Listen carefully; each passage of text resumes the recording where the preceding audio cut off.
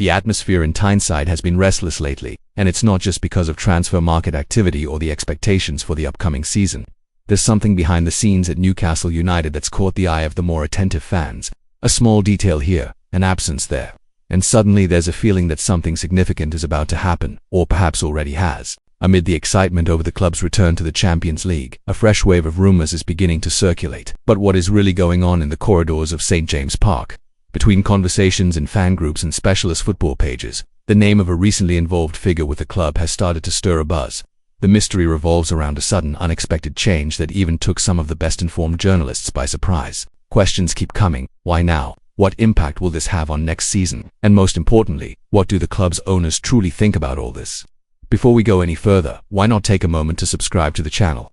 We bring you everything about Newcastle daily updates, exclusive analysis, and behind-the-scenes insights you won't find anywhere else. When you subscribe, you not only support our work but also make sure you stay up to date with every twist and turn happening at the club. So go on, hit that button and join us on this journey. Back to the mystery. Everything seemed calm after the announcement of Newcastle's Champions League return.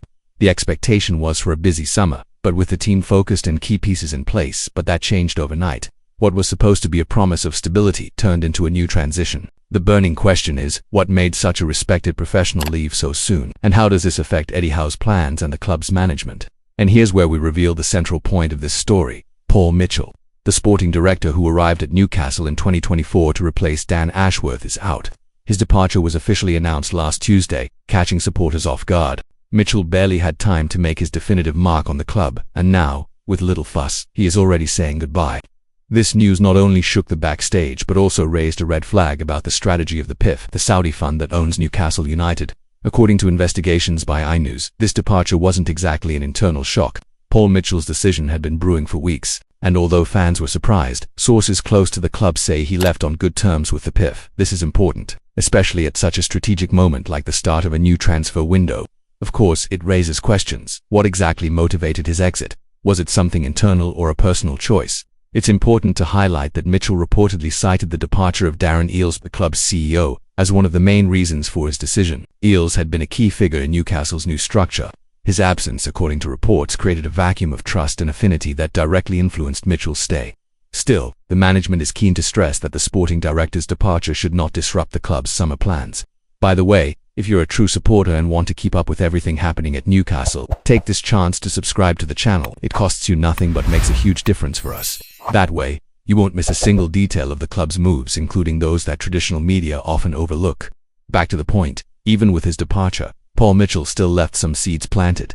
One of them is the imminent arrival of Antonio Cordero, who is expected to join Newcastle very soon.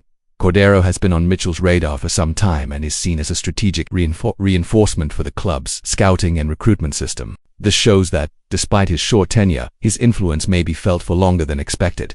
But that's not all. Mitchell's absence has reignited the debate about who should really take charge of Newcastle's football department. Fans have been very clear in their calls. They want Steve Nickson as the replacement. Nickson is no stranger. Since 2017, he has led the club's recruitment department and, since the arrival of the PIF, has been a key figure behind several impactful signings.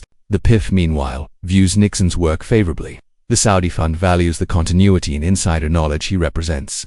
In times of transition like this, having someone from within the club can be the best solution.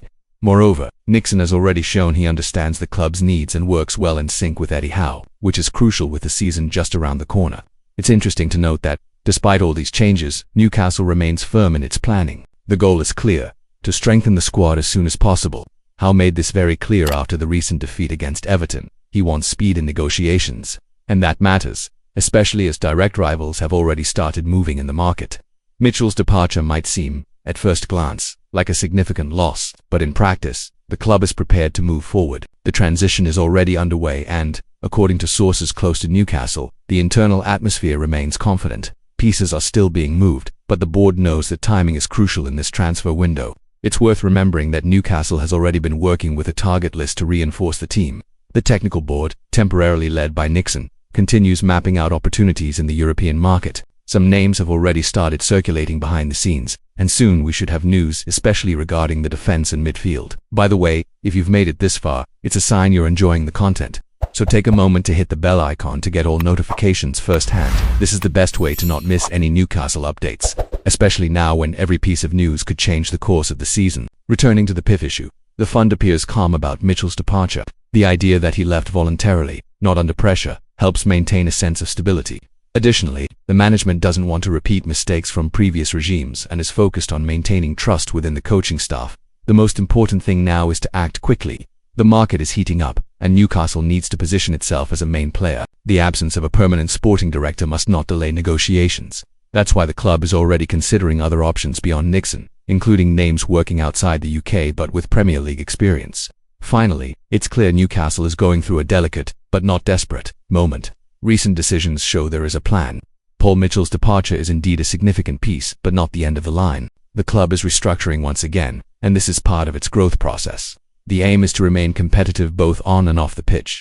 And for you who follow every step of our beloved Newcastle, the final tip: subscribe to the channel, because there's a lot coming your way. The next few weeks promise to be busy, and we'll be here every day, bringing everything firsthand. Reliable sources like iNews and behind-the-scenes insights that only close followers can share. So don't waste time, come with us.